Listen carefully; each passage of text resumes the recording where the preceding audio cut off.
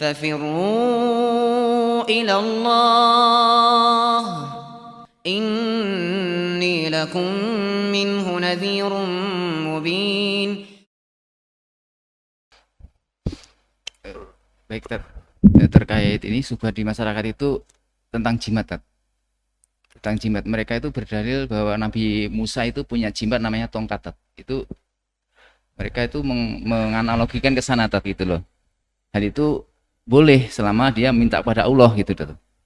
Baik, terkait dengan alasan pakai jimat-jimat dengan dalih Nabi Musa alaihissalam saja punya tongkat kan? Dia punya tongkat.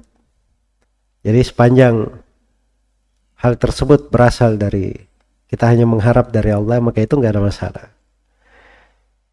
Pertama itu Nabi Musa alaihissalam, kejadian terkait dengan beliau itu cerita umat sebelum kita. Kita itu umat Islam terikat dengan syariat Nabi kita Nabi Muhammad Sallallahu Alaihi Wasallam. Itu yang pertama. Kemudian yang kedua, ini intinya di pembahasan tauhid. Baik, sekarang seorang mengambil kesembuhan dengan membaca Al-Quran, mengambil kesembuhan dengan membaca doa-doa. Itu kan sama sebenarnya, bacaan-bacaan juga. Tapi itu adalah hal yang disyariatkan. Hal yang disyariatkan. Ketika Nabi Musa alaihissalam diberi oleh Allah Subhanahu wa taala tongkat, tongkatnya itu bukan untuk dipakai oleh Nabi Musa mengobati orang atau untuk mengambil manfaat untuk dirinya, menolak bala, bukan untuk itu. Tapi itu tanda kebesaran Allah. Ya Allah Subhanahu wa taala jadikan untuk Nabi Musa. Ketika Nabi Musa diperintah melemparkan tongkatnya, maka tongkatnya bisa berubah menjadi ular benaran. Makanya para tukang sihir itu langsung masuk Islam.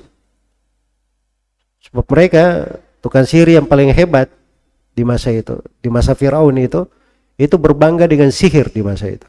Makanya Nabi Musa alaihissalam dari hikmahnya para nabi itu diberi mukjizat apa yang biasa terjadi di tengah kaumnya, dan mereka itu merasa bangga dengan itu. Ya, Nabi Isa alaihissalam itu diutus di tengah kaum merasa bangga dengan pengobatan.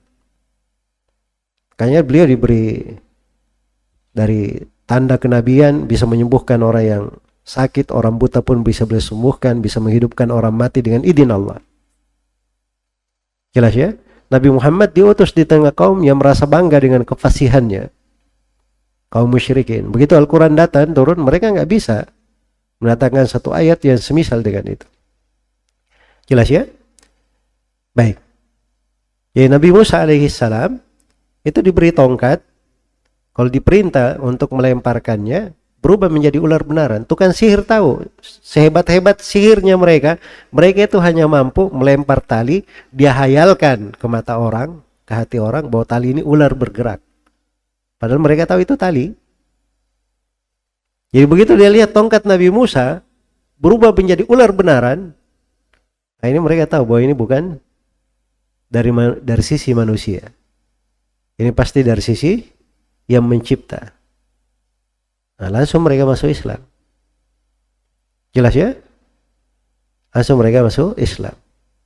Itu sudut pembeda yang kedua. Tongkatnya Nabi Musa itu mukjizat.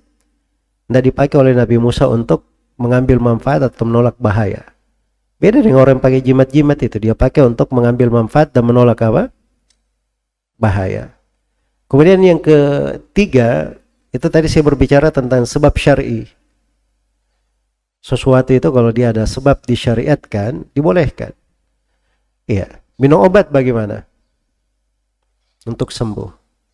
Nah, itu sebab disyariatkan. Nabi perintah tadawu ibadallah, berobatlah hamba-hamba Allah. Ada sebab syar'inya.